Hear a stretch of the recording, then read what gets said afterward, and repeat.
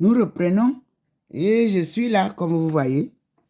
Mais je vais tourner la vidéo vers le Seigneur, là où il vient toujours au même endroit. Et dans l'allégresse, vous allez voir son arrivée habituelle. Voyez la table. Voyez l'arrivée du Seigneur. J'ai dit hier que si ce que je vous dis n'est pas ça, qu'il ne vienne plus, mais le voici. Tout ce que je vous dis, mes frères et sœurs, me vient de lui. Car le 21e siècle sera un siècle béni.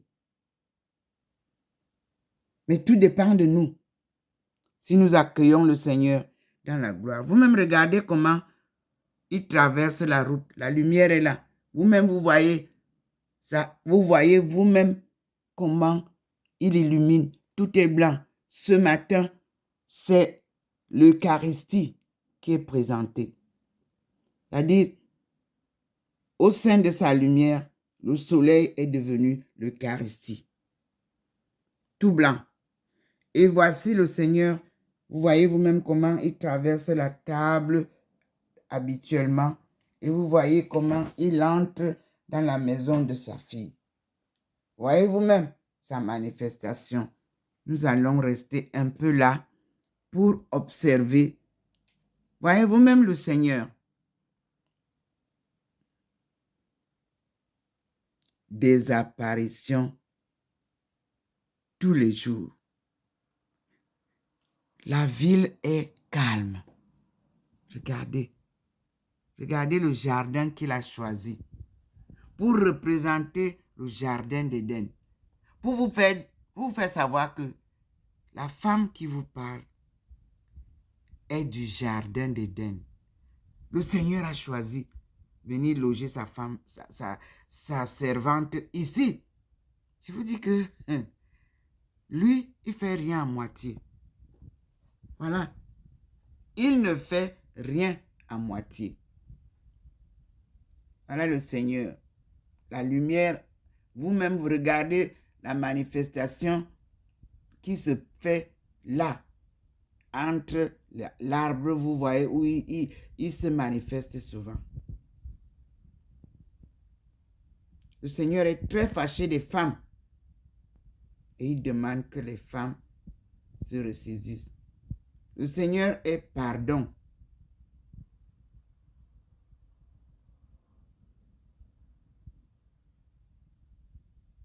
Le Dieu des dieux, c'est lui. Aucun autre n'est aussi puissant. Vous avez vu? Il est là, le Seigneur, derrière l'arbre. La ville, aujourd'hui, je vous ai dit, n'est pas illuminée. Le Seigneur était très fâché ce matin. Il a manifesté sa colère contre la femme qui s'est chosifiée, contre les hommes qui ont rendu sa créature sacrée en marchandise pour détruire la famille. La famille, c'est sa création humaine, maître de l'univers. Vous l'avez chosifié. Voilà. Nous sommes au rendez-vous. Vous voyez, ça scintille toujours. Vous-même, vous voyez la présence divine. Vous avez vu? C'est là.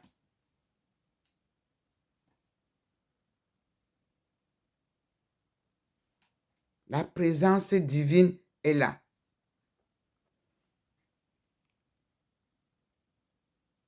Chaque matin.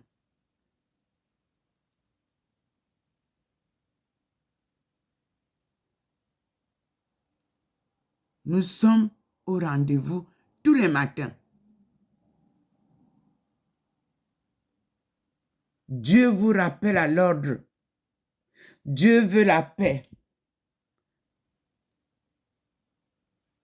Dieu vous apporte la paix.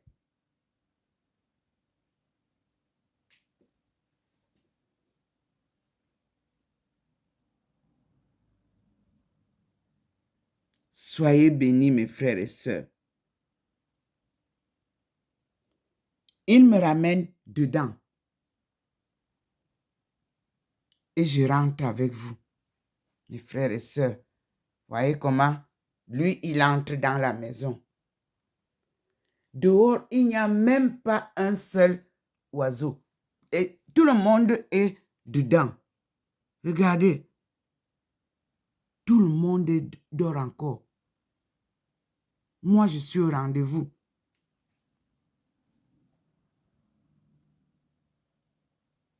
Voilà. Et nous revenons dedans avec mon Seigneur.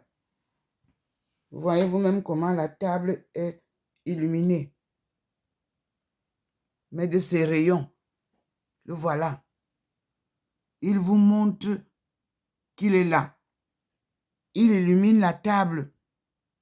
Et sa lumière, elle n'est pas comme la lumière du soleil.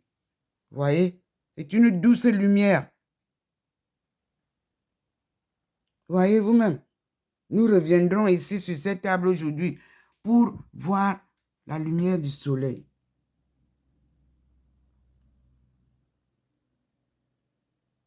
Vous avez vu? Lui, il est dedans, avec nous. Donc, le voici. Il me ramène dedans.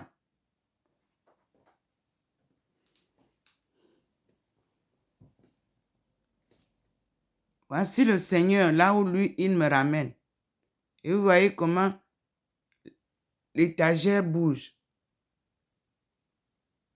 Le Père en bas, le Fils au milieu et le Saint-Esprit en haut. C'est suivant l'ordre de grandeur.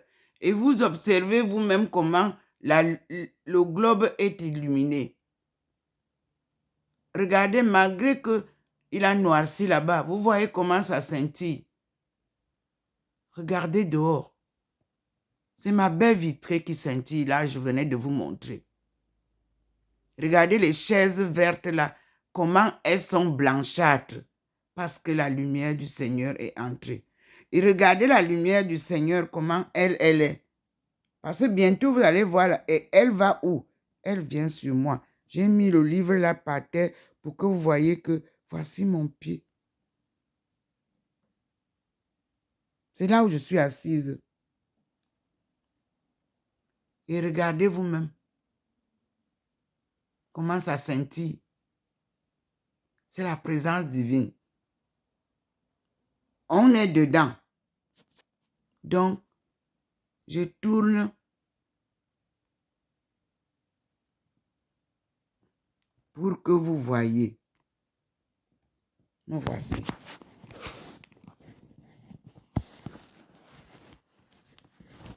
Pardon.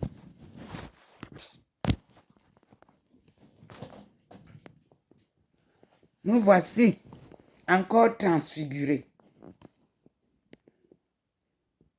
Me voici.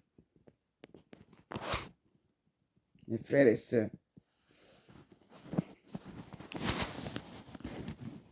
C'est une très belle aventure. Le Seigneur, en 1989, à Rouen, lors de la conférence des produits tropicaux en France, où le Cameroun était représenté par 2 produits, la banane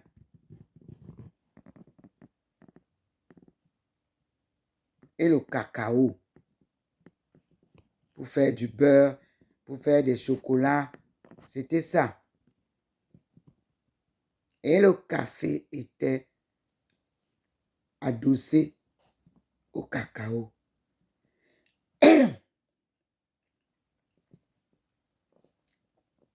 J'ai été invité pour voir comment on entretient la banane pour qu'elle soit fraîche plus longtemps et comment on transporte cette banane pour qu'elle arrive ici toujours verte. Le système de transport frigorifique, la conservation de la banane. 1989. Était représenté par le Cameroun. Mais aujourd'hui, la banane est orpheline dans les pays. Ce ne sont pas les Camerounais qui vendent la banane. Mais pourquoi? Elle est produite au Cameroun, en Afrique, dans les pays tropicaux. Mais elle se retrouve orpheline dans la vente ici. Qui fixe les prix? Qui vend la banane? Qui vend le cacao? Et qui vend le café? Les choses qui nous ont été données par Dieu.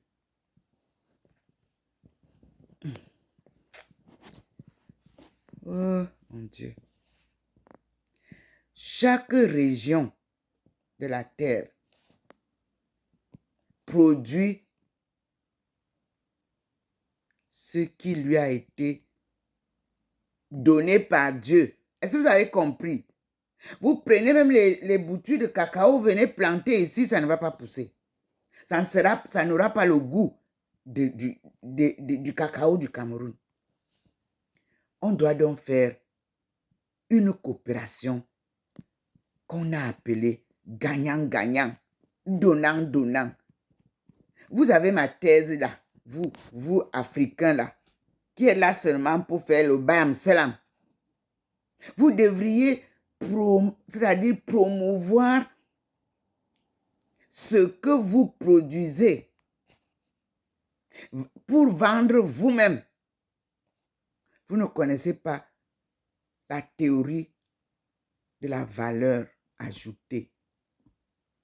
Quand vous avez planté le cacao là, il a poussé pendant combien d'années avant de vous donner la cabosse? Vous ne savez pas. Quand vous avez planté votre régime de plantain là, rejetons, ça a mis combien de temps pour pousser, pour vous donner le régime? Maintenant, on vous apporte des engrais pour que vous plantez aujourd'hui, demain ça pousse, après-demain c'est déjà le régime. Et quand nous venons manger ça ici, c'est fade. Ça n'a pas de goût. C'est nous qui vous disons ça. Ici, ce n'est plus notre banane plantain. C'est pâle, c'est fade, c'est blanchâtre.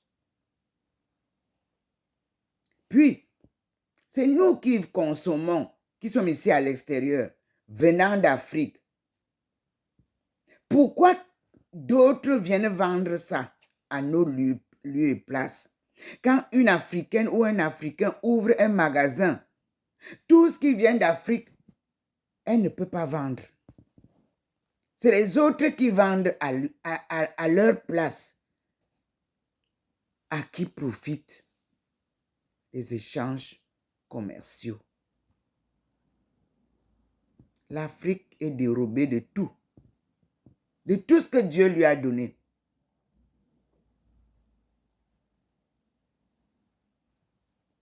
Erreur fatale.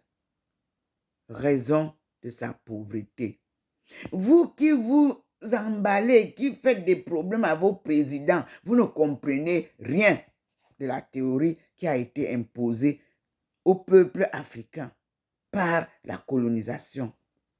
Nous ne sommes libres de rien. Et Dieu vient nous mettre sur le chemin de la restauration de notre liberté. Vous avez compris? On vous racontait des histoires dans vos universités et vous avez décidé d'ouvrir les yeux. Et quand vous ouvrez les yeux, vous voulez encore qu'on vous les ferme? Vous montez, vous descendez, vous voulez une seule place. La place du président. Quand vous êtes là-bas en haut, vous savez la difficulté que vous avez pour venir même regarder ce qui se passe en bas. Ils sont dans les cages que vous-même vous mettez des barbelés autour. Et quand il veut mettre le nez dehors, vous mettez encore le barbelé.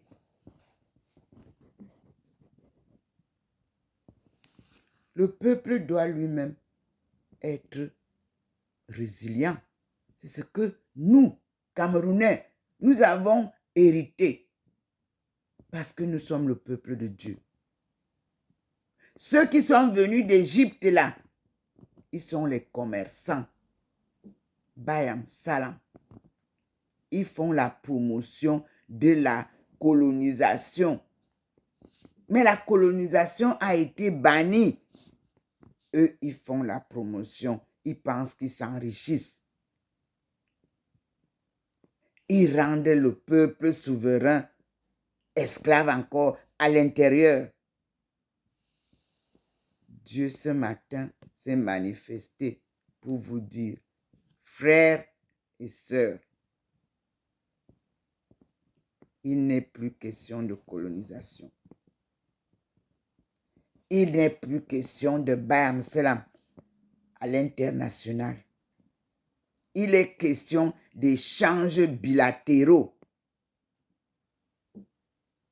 Gagnant, gagnant, donnant, donnant.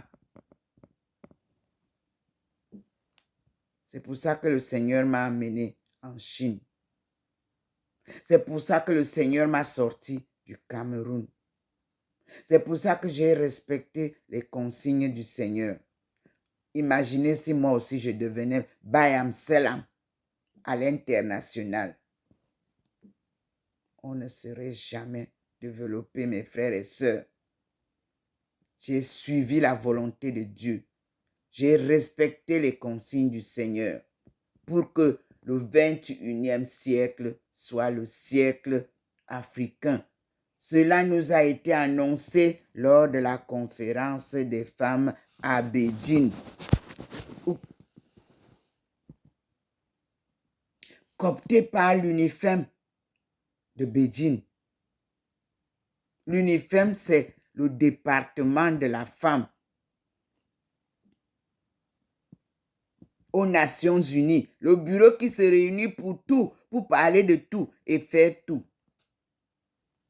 Mais notre bateau reste toujours dans la tourmente. Ces livres, chacun me donnait quelque chose. J'ai dit au revoir à tous les ministres du Cameroun quand je partais en Chine. La dernière personne que j'ai vue était Madame Yao Aïssatou. Et c'est avec elle que j'ai encore échangé en Chine. Tous les autres ministres, quand ils venaient, l'ambassade faisait tout pour barricader, comme le président aussi barricadé là, pour que je ne rencontre aucun de nos ministres pour parler avec. J'ai rencontré le ministre du tourisme d'aujourd'hui. Il était à la fois, je crois, ils étaient en ce temps-là, peut-être, c'était le début de sa marche. Mais il était barricadé par sa mémé, la secrétaire de l'ambassade. Moi, je ne savais pas qu'ils ont eu des enfants. Elle a travaillé aux forces armées. Mais barricadé, qu'est-ce que vous pouviez faire? Vous venez représenter le pays à l'extérieur. Il faut chercher tout et tout pour comprendre pourquoi vous êtes sorti. On vous paye les voyages. Vous arrivez dehors. Vous en faites des voyages touristiques. Nous voici donc par terre. Vous êtes partis les installer à l'Union européenne. Nous voici par terre. Qu'est-ce qu'ils ont apporté là-bas? Qu'est-ce que la représentation camerounaise a apporté à l'Union européenne? C'est un projet de notre thèse d'État. C'est moi qui vous parle, qui ai proposé que pour que nous ayons une coopération gagnant-gagnant, donnant-donnant, le triangle là qu'on appelle le commerce triangulaire, je vais essayer de rendre ça droit pour que nous puissions travailler de concert dans ce 21e siècle avec la France, l'Afrique, l'Europe, la Chine. Est-ce que vous avez établi ça?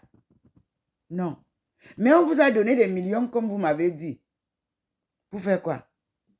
Pour mettre vos enfants là-bas à l'ambassade de Belgique là-bas et ils ont les salaires. Tout le monde. Et quel est le résultat? Zéro. Moi, je vous dis que il m'a été dit et il nous a été dit à Beijing, le siècle 21, c'est la femme qui est la clé du développement.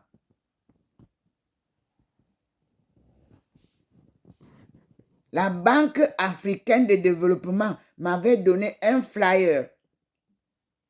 L'ancien président.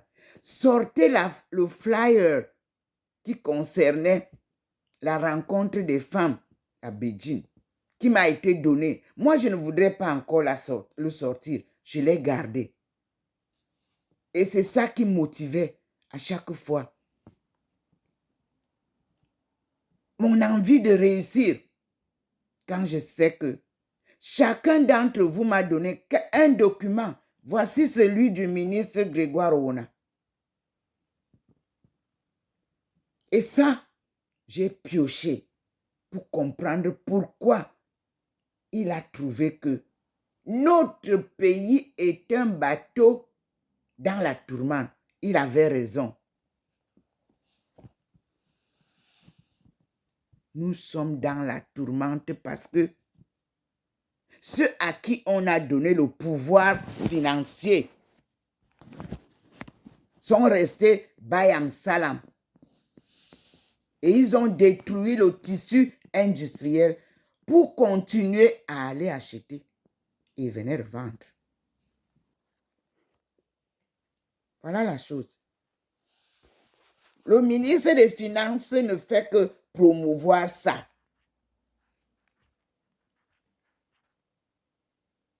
Le ministre de l'Agriculture ne fait que promouvoir ça. Le ministre du Commerce ne fait que promouvoir ça. Et vous voulez qu'on avance? Vous voulez qu'on soit développé sans être industrialisé?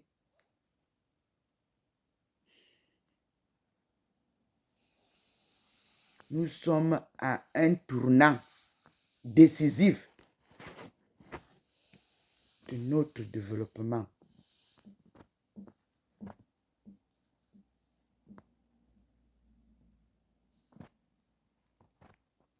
Je vous disais que le Cameroun est à la croisée des chemins. Et en 2020, je vous ai dit que nous avons traversé la croisée des chemins. Nous sommes maintenant à la phase de l'implémentation de tous les procédés que moi, Ndomomelingi Thérèse, je vous ai posé dans ma thèse qui est là. Vous l'avez, vous la lisez. On a été obligé d'enlever le e-book parce que vous vouliez seulement copier pour en faire des thèses que vous ne comprenez même pas. Une économie politique ne peut pas développer. Mais une politique économique peut développer. Comprenez le sens de l'inverse. C'est-à-dire, si les politiciens de chez nous décident qu'il faut développer le Cameroun. Je parle du Cameroun, pas sur camerounaise, mais c'est de l'Afrique subsaharienne dont je parle. Nous serons développés. Mais si la politique politicienne est là pour maintenir l'Afrique sous le joug de leur profit, de Bayam Selam à l'international, nous ne pouvons rien faire. Ce matin, le Seigneur me dit que c'est vous-même, Africains, Bayam Salam de l'international, qui maintenait le Cameroun, le Congo, le Zaïre, le Gabon, qui voulait les maintenir dans le sous-développement. Et il vous dit, niet. C'est un planning qu'on doit respecter et un emploi du temps auquel il est participant et il est maître d'ouvrage. Il vous a laissé amasser l'argent dans tous les pays que je viens de citer. Il vous a confondu depuis 2019. Et je vous avais annoncé quand il m'a dit de vous dire que the game is over forever. Parce qu'en 2018, je me retenais. Mais il m'avait déjà ouvert, Facebook m'avait déjà présenté à vous. Mais j'avais peur de parler. Cette fois-ci, il m'a saisi de sa forte main. Il me présente au monde pour que je parle. Que je vous dise ce qu'il me dit de vous dire. Vous regardez vous-même ma face. Elle est transfigurée. Vous voyez vous-même que je suis blanche. Ce n'est pas ça que j'ai porté. Non, ce n'est pas ça. Ce n'est pas ça qui me rend blanche. Non, non, non, non, non. Ça, je peux enlever. Et vous voyez vous-même. Je reste blanchâtre.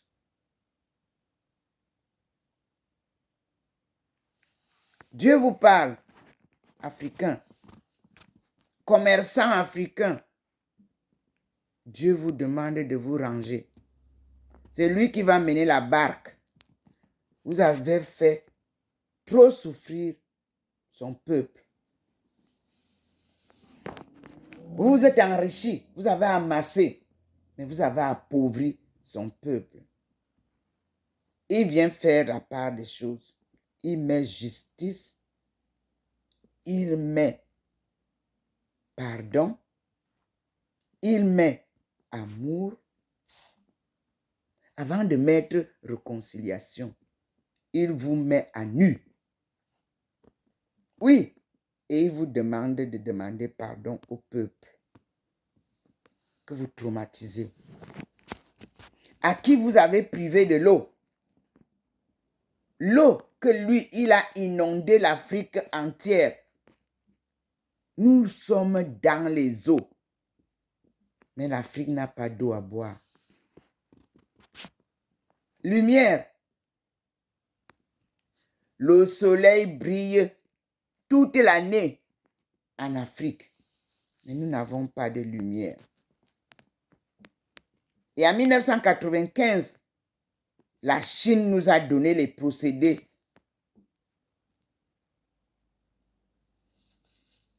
des panneaux solaires. C'est moi, Ndoma Melingi Thérèse, qui suis venu avec le projet. J'ai donné à M. Kamdem, premier secrétaire de l'ambassade. Quand les enveloppes commençaient à venir après, on ne me donnait plus rien. On en a fait des projets. Ce n'était pas pour vendre. La Chine nous aidait. La Chine est pour, comme elle avait dit, le retour de la manivelle. Nous sommes un même peuple. Première aide chinoise était l'eau et l'électricité. Pour que nous ne soyons pas dans la disette où on nous a enfoncés aujourd'hui. Ambassade du Cameroun en Chine, à Beijing, vrai ou faux? Si c'est vrai, qui a donc confisqué ce projet qui devait nous mettre à l'abri du besoin de l'eau et de l'électricité? Vous parlez de développement et des erreurs de financement et des erreurs de quoi? Mais il n'y a plus que ça. Lorsqu'on bloque un développement, on ne bloque pas seulement les caisses d'argent aux finances là-bas. On en fait un tour un cercle qu'il faut dérouler. C'est-à-dire que l'argent, on vous bloque. Tout ce qui vient de l'extérieur, qu'on dit qu'on doit faire bien, on bloque. On vous présente d'autres choses. Je vous dis que Dieu est au Cameroun. Dieu est au Congo. Dieu est au Zaïre. Dieu est au Gabon. Dieu est en Guinée équatoriale et en simple Guinée-Bissau. Dieu est en Côte d'Ivoire. Dieu est au Tchad. Dieu est en Centrafrique. Alors je vous parle. Regardez comment je suis blanche. Et Dieu vous dit qu'au Mali, il a ouvert la route pour que l'Afrique soit industrialisée d'abord à partir de ses épices. Parce que sa route qu'il a tracée du jardin d'Éden à Tombouctou, avant d'aller en Égypte, s'appelait la route des épices. Parce que c'est l'Afrique qui a les forêts qui ont plein d'épices, des fruits, des arbres fruitiers, des herbes, des herbes médicinales. Je dis qu'il a ouvert. Personne ne peut plus fermer cette route-là. Et il veut écarter du chemin tout ce que vous avez mis là, les mines. Il va enlever tout ça. Vous faites pas attention. C'est Dieu. Et je l'avais dit que je pense que vous vous souvenez que le Mali était un nœud qu'il fallait détacher. Et le Seigneur est venu détacher le nœud. Personne ne peut plus attacher ce nœud-là. Nous devons maintenant promouvoir l'esprit de pardon avant qu'il ne soit tard et l'esprit de réconciliation et de l'amour du prochain. Parce que le boomerang va être grave. Regardez comment les Africains immigrants jonchent les rues ici, par terre, sous les ponts, en Europe, partout, aux États-Unis. Regardez le traitement que vous donnez à ce peuple de Dieu. C'est Dieu qui vous a confondu. C'est lui qui vient vous récupérer.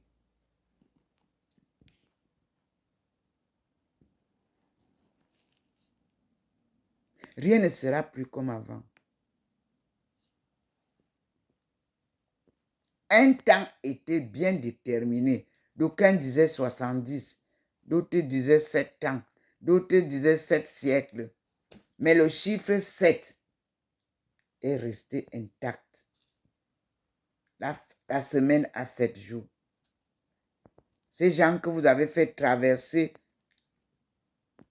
le Nil en Égypte étaient 70. 70 personnes. Oui, le chiffre 7 là a des informations dans les Bibles que vous ne lisez pas, que vous avez corrompu d'ailleurs en enlevant la vérité. Dieu vient vous dire ce matin, je suis le Dieu Tout-Puissant qui crée et change les saisons.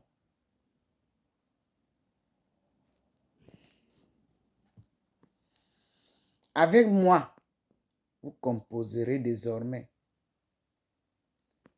Vous avez fait le pacte diabolique. C'est fini. Le diable Vous l'avez déjà vu? Ce sont vos pensées erronées qui sont diaboliques. C'est votre égoïsme, oubliant que vous arrivez nu et vous repartez nu. Vous amassez, à la fin, vous partez sans rien, comme vous êtes venu. Cette leçon devrait entrer dans les oreilles de tous ceux qui sont riches, milliardaires, millionnaires, et femmes qui ont tout. Vous vous amassez pour vous. Vous ne partagez pas avec les autres. Et le jour que vous allez partir, ça ne va pas rester. Dieu n'est pas un homme pour mentir. Dieu est vérité et sa parole est vérité. Dieu est amour et son amour est fidèle et sincère. Dieu est pardon et son pardon sans retour. À chaque coup, vous péchez. À chaque fois, vous tombez. À chaque génération, vous succombez. Maintenant, voici notre génération. Regardez vous-même. Il n'y a pas de torche qui me flash la figure ici. Non. Dieu est resté là-bas dehors. Vous pouvez dire comme ça. Quand vous l'avez vu là dehors, vous croyez. Maintenant, moi, je suis entré dans la maison ici. Mais il vous montre que ce que vous avez vu dehors là, c'est installé ici dans la maison de ma maman, ma servante. Je suis ici avec elle pour vous parler. Pourquoi vous avez maintenu le Cameroun dans la tourmente? Vous avez oublié que vous êtes sur un sol saint. Le Cameroun, au pied du mont Cameroun. Vous avez vu vous-même l'histoire de Élie qui a été enlevé au ciel. Vous avez lu des histoires du Cameroun légèrement, pas en profondeur. Le nom Cameroun là, ce sont les explorateurs qui ont donné ce nom parce que la rivière était couverte de crevettes. Mais comment s'appelait le Cameroun avant? Personne d'entre vous ne s'en souvient. Mais je vous dis que le Cameroun s'appelait Adama. Et c'est pour ça que vous avez Adamawa. On vous fait croire que Adamawa là n'est pas au Cameroun. Et on est parti vous montrer ça au nord. Non.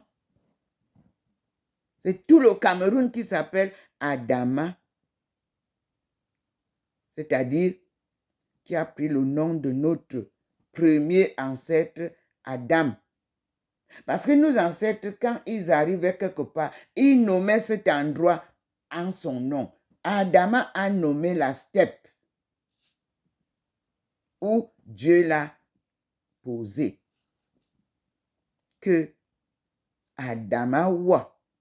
Et Adamawa, pourquoi? Adam, le nom qui lui a été donné. Parce qu'il a été créé du néant, de la poussière. Et les études peuvent confirmer. Adam veut dire du néant. Donc, il a donné à cet endroit-là le nom, son nom. Il a dit Adama. Et puis, Dieu lui a donné une grande progéniture. Vous ne nous donnez pas le nombre des enfants d'Adam et Ève. C'était une abondante descendance qui a fructifié les tribus. Et il ne pouvait pas appeler tout le monde par son nom, de peur de se confondre. Il va appeler l'autre, il se trompe, il y en a trop. Il leur a donné le nom de Wa, toi, ou bien vous. Le mot wa veut dire en letton wa, toi. Wa, vous. Le vous là, il a mis ça, mina.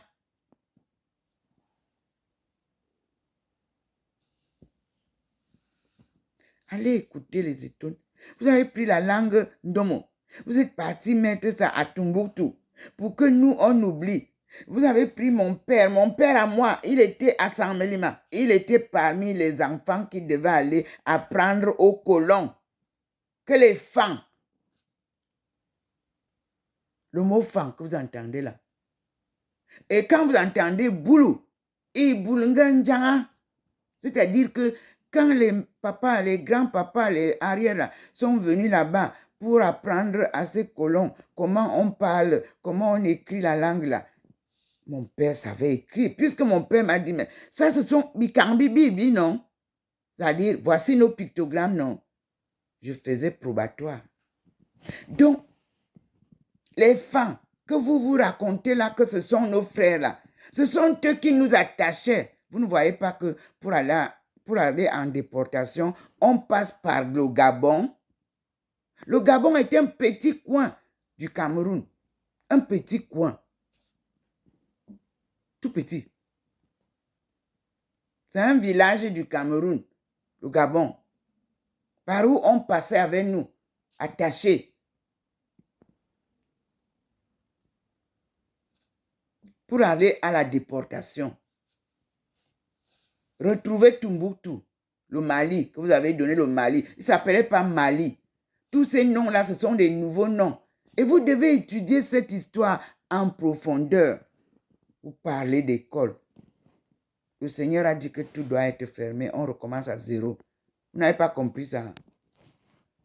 Les proviseurs s'enrichissent. Les dirigeants d'école s'enrichissent au détriment de la connaissance que les enfants doivent acquérir. Ce sont les étudiants, les enfants qui doivent s'enrichir de la connaissance.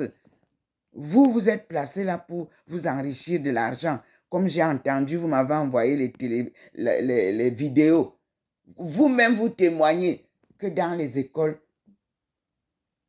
le proviseur est là pour s'enrichir. L'école est devenue un puits où on s'enrichit. Alors que l'école doit être un puits où on s'instruit. On puise la connaissance, la sagesse.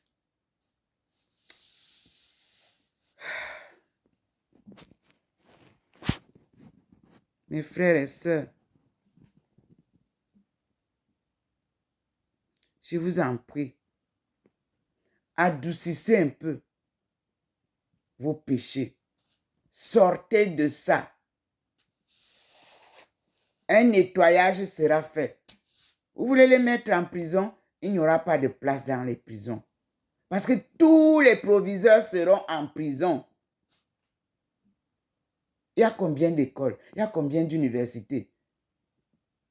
Tous les gestionnaires de toutes les universités seront en prison. Il y a combien de gestionnaires? Hein? Tout le monde s'est enrichi et a appauvri la connaissance pour laquelle on a été appelé à la continuité. L'école est faite pour que la connaissance de génération en génération se transmette. Vous avez bloqué ça pour faire le commerce. Éternel Bayam Salam. Et vous avez créé de ces universités bidons. Vous avez créé de ces écoles. Tout le monde veut avoir une école privée pour pouvoir donner la connaissance. Je vous dis que c'est pour ça que vous voyez qu'on ne peut pas se développer. Parce que tout ça, c'est l'argent. Vous partez chercher vos partenaires, vous venez donner des noms bidons dans les universités, les collèges et tout ça. Et vous enseignez quoi? Quoi? Le sexe. Quoi d'autre? La drogue. Et quoi encore? Le vol, la tricherie, la délinquance, le manque de respect aux parents, la tuerie. Vous avez fini le carreau avec la famille. Vous avez détruit la famille. Et c'est ce que le Seigneur était venu me dire le 10 août 1985 à la Cité des Palmiers, en rêve vision. Ne sommes-nous pas face à cette réalité-là? Une vision qui se confirme. Et quelle est la solution maintenant? À vous l'équation. Trouver les solutions. Moi, j'ai les solutions, mais je ne suis pas là-bas. C'est vous qui êtes sur place là-bas, le peuple. Quelle est la solution? Et pour arriver à poser les bases des solutions, le diagnostic s'impose. Que se passe-t-il à l'éducation nationale du Cameroun, du Congo, du Zaïre, du Gabon, partout en Afrique subsaharienne? Vous croyez que vous allez fuir pour aller au Cameroun, à l'Afrique de l'Est? Vous êtes africain de la sous-région subsaharienne. Vous tous, Est, Ouest, Centre, comme vous voulez. Vous êtes le peuple de Dieu qui s'est égaré, qui a été corrompu par la colonisation.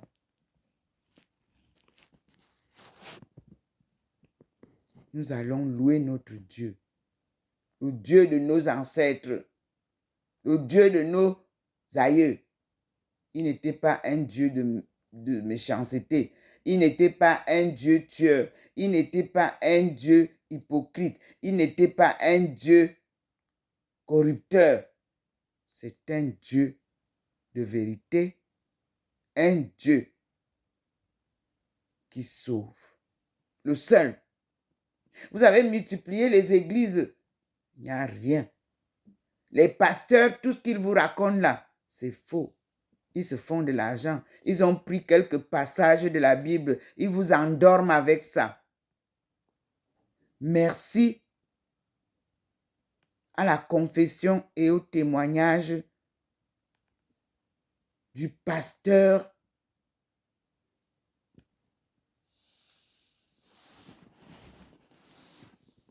du Rocher. Oui, qui a fait un témoignage sur YouTube. L'exemple du couple, de la destruction du couple Gbagbo. Oui, vous n'aimez pas la vérité. Vous détruisez tout. Et vous avez brisé cette famille ressuscitée par Dieu. Je vous annonce que Dieu va réconcilier le couple Gbagbo.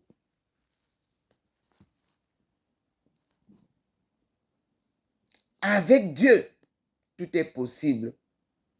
Et avec Dieu, rien n'est impossible. Ce sera la réconciliation du siècle 21.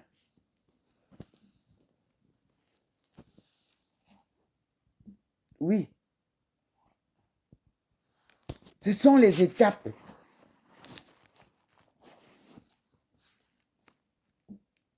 Et je vous dis que quand Dieu est dans une situation, vous ne voyez rien. Il mène le jeu.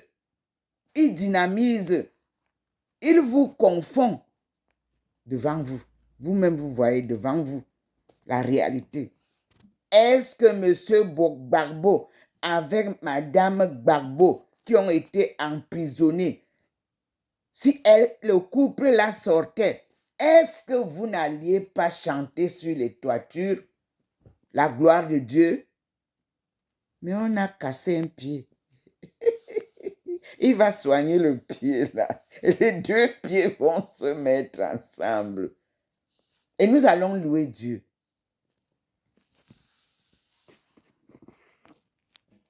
Il y a maintenant les Jésus qui sortent en Côte d'Ivoire. Et vous louez. Mais vraiment, c'est de la... Il n'y a qu'un seul Dieu. Il n'y a eu qu'un seul Jésus. Il n'y a pas deux Jésus. Il n'y a eu qu'un seul Jésus. Il n'y a pas deux Marie. Il n'y a eu qu'une seule Marie.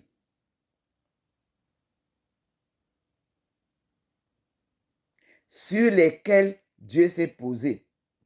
Joseph mérite le respect, l'écoute, parce qu'il a tenu bon. Il est resté à l'ombre. Parce que quand vous avez affaire à une femme ou à un homme que Dieu touche, il adoucit la lumière de l'époux ou de l'épouse. Vous nous dites que Jésus n'était pas marié. Bref, nous allons lire ensemble la Bible de King James. Nous allons lire. Et nous allons lire ensemble l'histoire de Jésus, écrite par Jésus lui-même, que vous avez gardé. Et nous allons lire ensemble la vraie évangile de Jésus, écrite par lui-même. C'est vous-même qui allez sortir ça pour nous montrer. Là où vous avez gardé ça. Et nous allons voir en face qui était Peter, qui était Saint-Pierre. Noir comme moi. On va nous le montrer. De Rome. Les 3 premiers papes de Rome étaient tous noirs. On ne nous en parle pas. Mais on dit qu'on loue Dieu. Et qu'on parle de l'histoire de Dieu. Et aujourd'hui, tout le monde est au vendredi saint. Et on ne nous montre pas ce Jésus noir-là qu'on a tué. Fils de Dieu, envoyé de Dieu, devenu esclave. On ne nous montre pas ça. Aucun pasteur n'est vrai dans les églises évangéliques. Aucun. C'est des marchands d'illusions.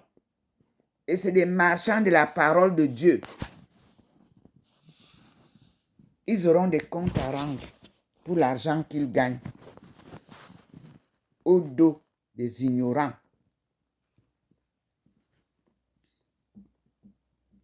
Ils vous vendent le rêve de vivre, qu'ils vous ressuscitent comme Jésus, les morts.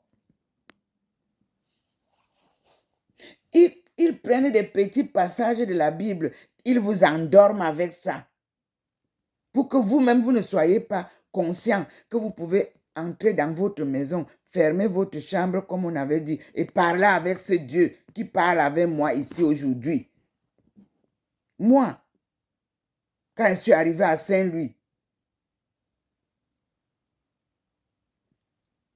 l'évêque, Monseigneur Bouchou m'a dit, quand tu arrives, va te présenter à l'évêché. Je suis arrivé 5 jours après. J'ai appelé l'évêché de Strasbourg. L'archevêque qui a démissionné à Strasbourg m'a reçu avant la fin du mois de mars. Il m'a offert son chapelet qu'on leur donne à Rome. Il me dit, maman, prie pour moi et prie pour nous, les responsables de l'église.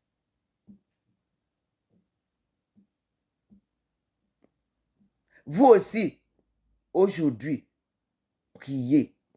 La vraie prière demande votre conversion. Écoutez Dieu. Je vous dis que vous pouvez être couché dans le lit avec quelqu'un. Dieu vous parle, il ne lui parle pas. Vous pouvez aussi être couché dans le lit, il vous touche tous les deux. Et le matin, quand vous vous réveillez, Vous êtes en communion. L'un accompagne l'autre. Parce qu'il choisit un ou une personne. Il ne choisit pas deux à la fois, mes frères. Aya. Méditez les paroles de Dieu. Méditez la parole de un bateau dans la tourmente. J'ai reçu ce livre en 1995. Merci, Monsieur le ministre Grégoire Rona. La compilation qui est dans ce livre, il cite des paroles que vous devriez, quand vous prenez un livre comme ça à l'école pour enseigner aux enfants, vous prenez les passages importants. Ce livre n'est pas écrit seulement par lui. Ce livre parle même de la révision constitutionnelle. On ne peut s'appuyer que sur ce qui résiste. C'est le général de Gaulle qui a écrit ça. On ne peut s'appuyer que sur ce qui résiste.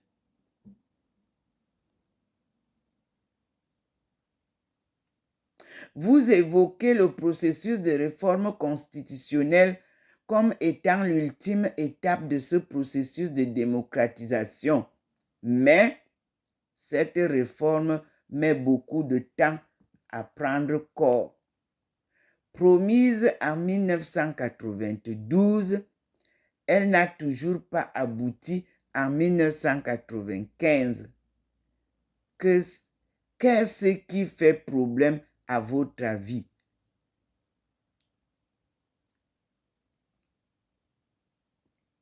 Là, nous parlons avec le général de Gaulle. Et moi, j'habite sur l'avenue du général de Gaulle. Vous ne voyez pas que nous avons une histoire commune avec le peuple du général de Gaulle?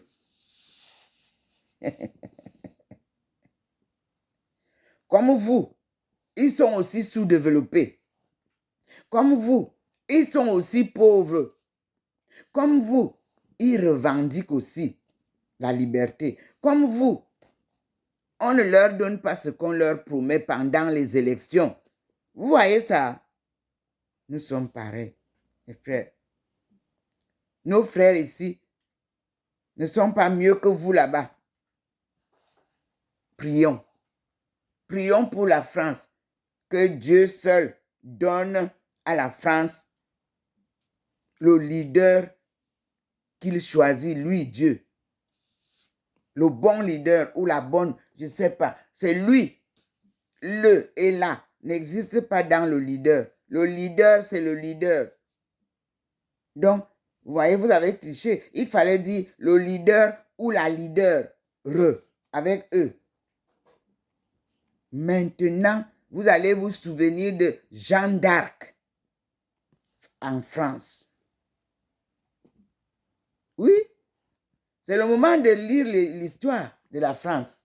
Vous vous souvenez du général de Gaulle et souvenez-vous de Jeanne d'Arc. En cette période, les deux personnages nous sont rappelés. Le Seigneur vous rappelle Jeanne d'Arc et le Seigneur vous rappelle de Gaulle. Moi, je ne sais pas pourquoi. C'est ce qu'il dit. Et nous allons écouter et nous allons essayer de comprendre quel a été le rôle de Jeanne d'Arc, quel a été le rôle du général de Gaulle dans la révolution ou dans l'histoire ou dans le développement de la France. Moi, je suis française aujourd'hui, donc je dois chercher à comprendre pourquoi le Seigneur me demande que nous prions et que nous essayons de relire l'histoire de Jeanne d'Arc et l'histoire du général de Gaulle. Nous sommes face à une élection qui présente deux candidats, une femme et un homme. Et le Seigneur nous dit de relire l'histoire de Jeanne d'Arc et l'histoire du général de Gaulle. Bon, moi, cet après-midi, je vais essayer de reprendre ça. Parce que même dans le bateau, dans le livre du ministre général Grégoire Ouna, que j'ai reçu en 1995 lors de la conférence des femmes. Ce livre a été préfacé de Maître Douala Moutomé, ministre de la Justice. Ce livre, pourquoi je l'ai mis dans les livres que j'utilise. Ici, quand je parle du Cameroun, je m'en vais jeter un coup d'œil dans ce livre.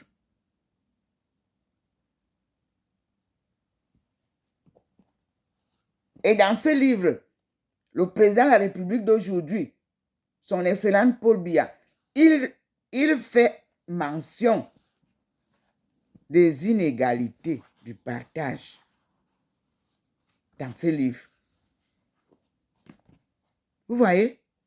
Et vous ne l'écoutez pas. Il fait mention, il dit que ce qui fait problème, c'est l'inégalité là du partage là. Oui, c'est ça qui fait problème. Et il dit que le problème, c'est notre économie.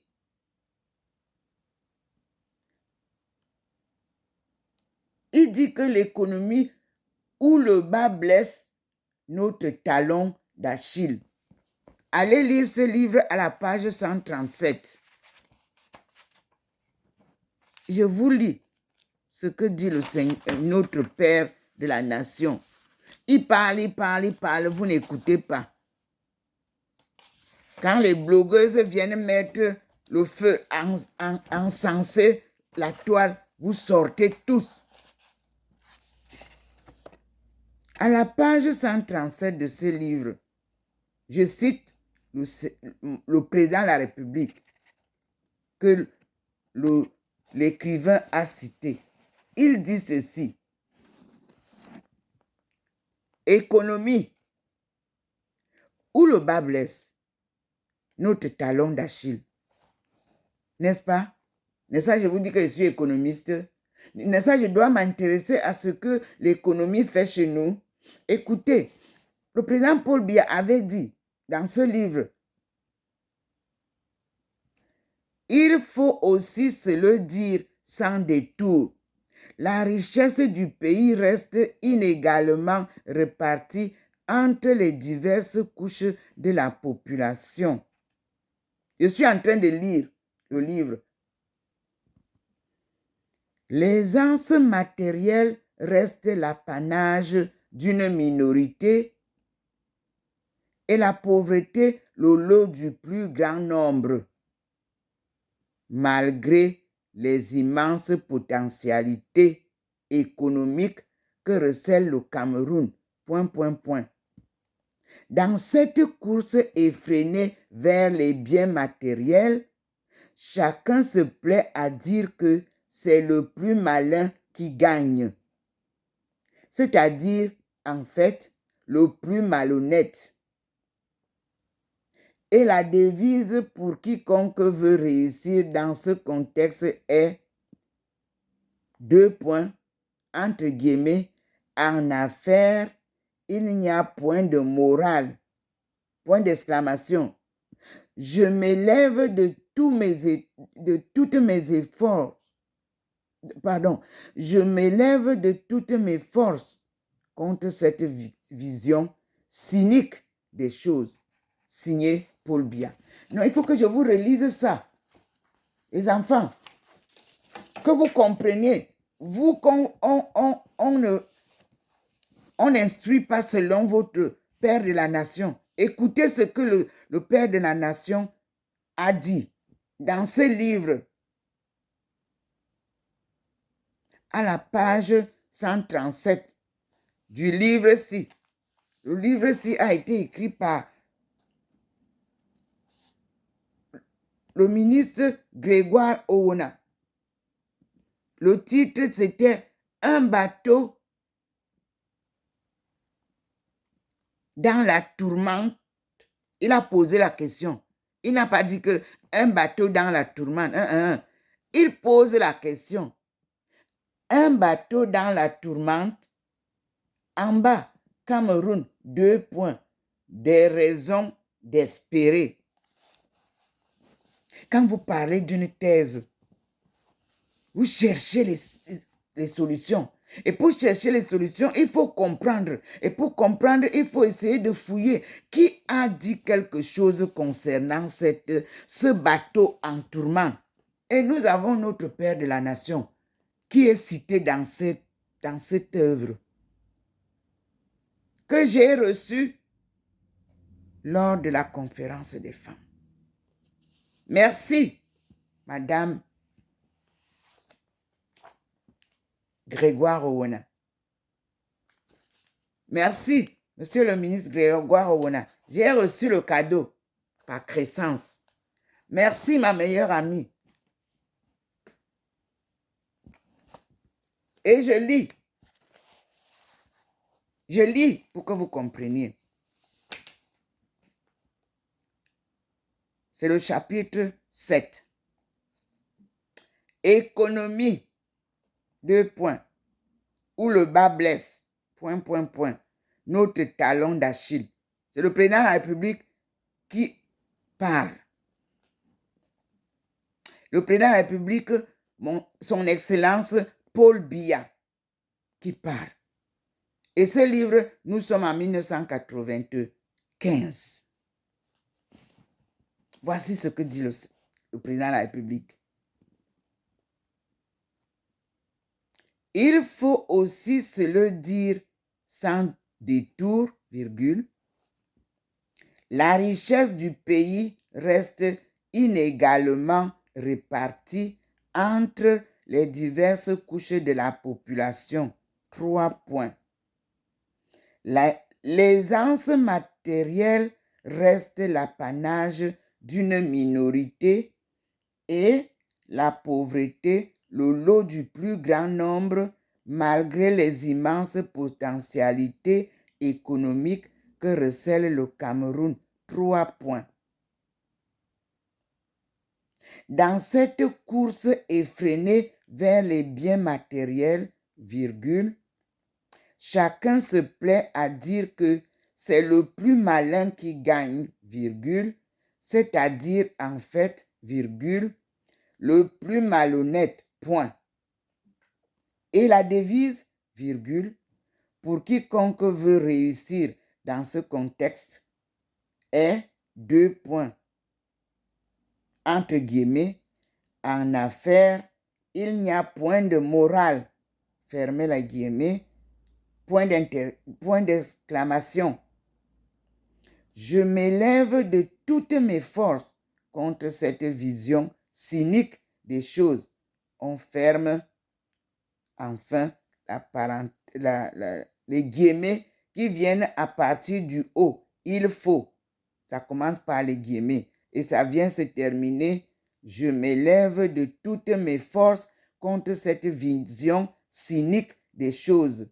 Et il met le point. Ça, c'est l'homme qui gouverne notre pays. C'est sa politique. C'est sa conduite.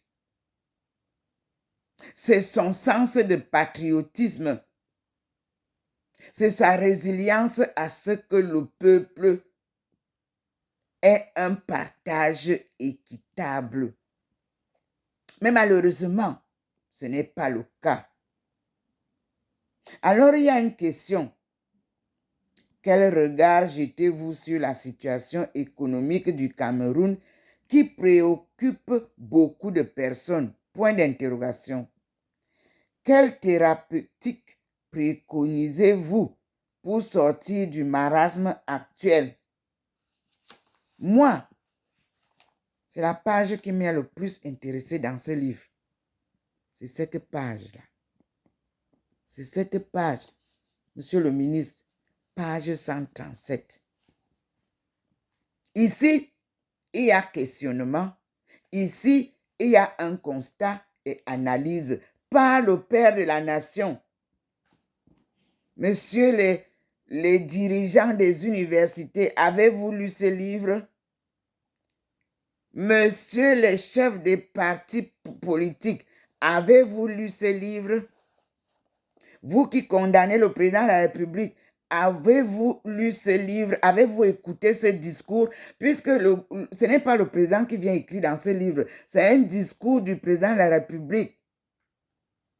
Je vous invite encore, pour une énième fois, cet après-midi, je vais demander à Facebook de me ressortir les 5 discours que le président de la République avait choisis pour que je puisse vous les publier et que nous puissions analyser ensemble l'histoire de la situation de l'inégalité qui prévaut au Cameroun et qui bloque le développement. Nous allons comprendre enfin, aujourd'hui, avec la lumière divine, qui s'est appuyé sur ce livre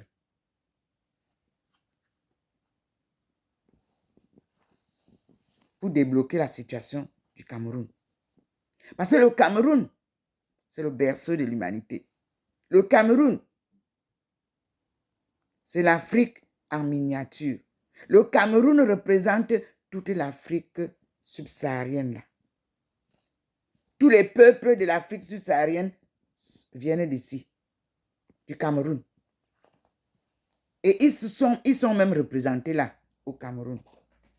Ensemble, peuple de l'Afrique subsaharienne.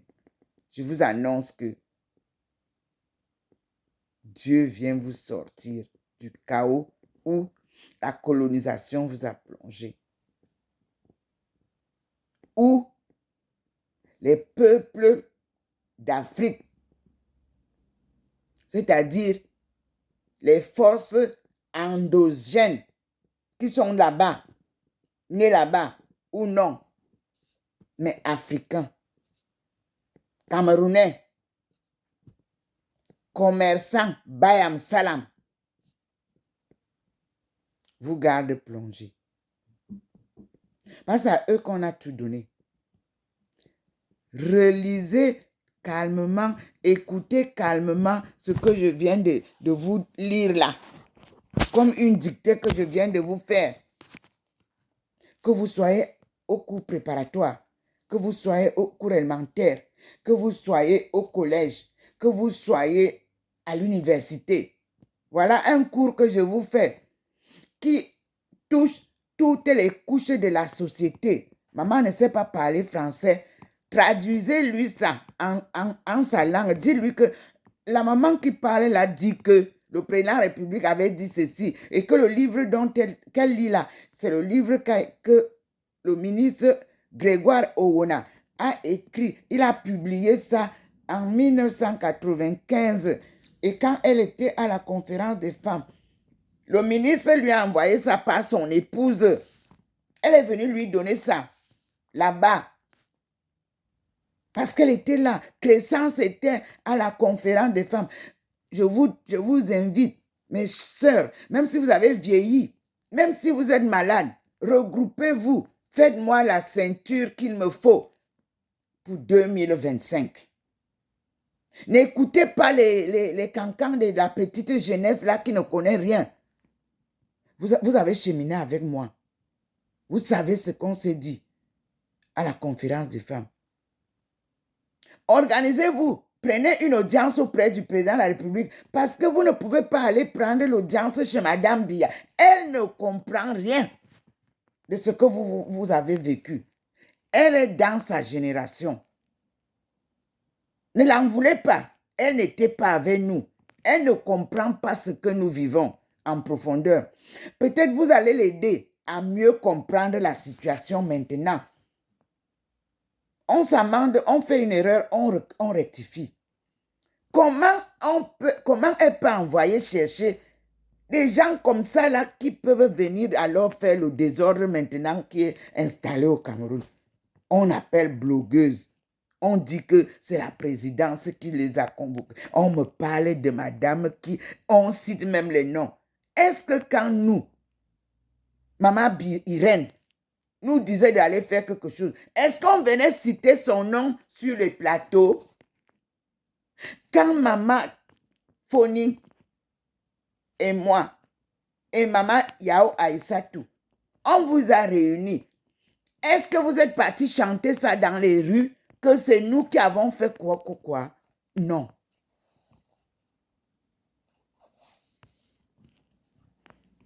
Pardon. Donnez à la femme quelques notions. Je sais que c'est difficile. Elles ne veulent écouter personne. Elles s'exhibent sans frein. Elles disent n'importe quoi. Maintenant, on nous dit que c'est des drogués. Vous voyez alors? Quand une femme a bu, qu'est-ce qu'elle peut dire de bon? Maintenant, on nous dit que c'est des putes. Vous voyez alors? C'est-à-dire que notre identité camerounaise devient l'identité de ces femmes-là. Renverser la donne. Femmes responsables du Cameroun. Pas celles qui veulent s'exhiber, qui veulent se faire voir, mais celles qui veulent redorer l'image de la patrie. Organisez-vous. Nous, on faisait silence, on joue. Et on vient sortir ce qu'on a préparé en silence. Et vous voyez, le plat est bon à manger.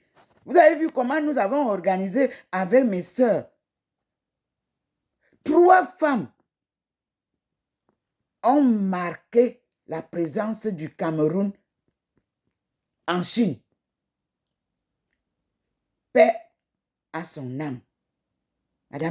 Madame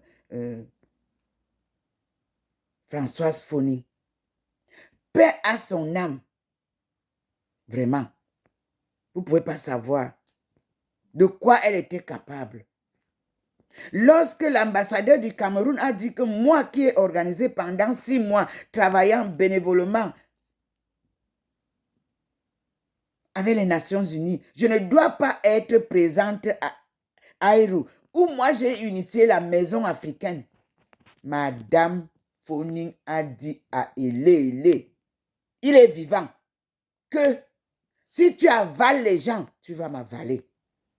Thérèse, tu te prépares. Demain matin, 6 heures, tu es ici à l'ambassade, devant l'ambassade. On va aller à Aïrou. Si ton nom est là-bas, tu seras avec nous. Et c'est ce qui s'est passé. À 6 heures du matin, j'étais devant l'ambassade du Cameroun. Et Madame Foning et les autres, nous sommes partis avec celle de la justice, je crois, une personne de... On est allé voir. On était assis sur les bancs là. On nous a fait des photos. Quand on a dit que c'est Madame Domo qui a organisé tout ça. Et puis en Chine, on ne m'appelait pas même Domo, on m'appelait Aïcha.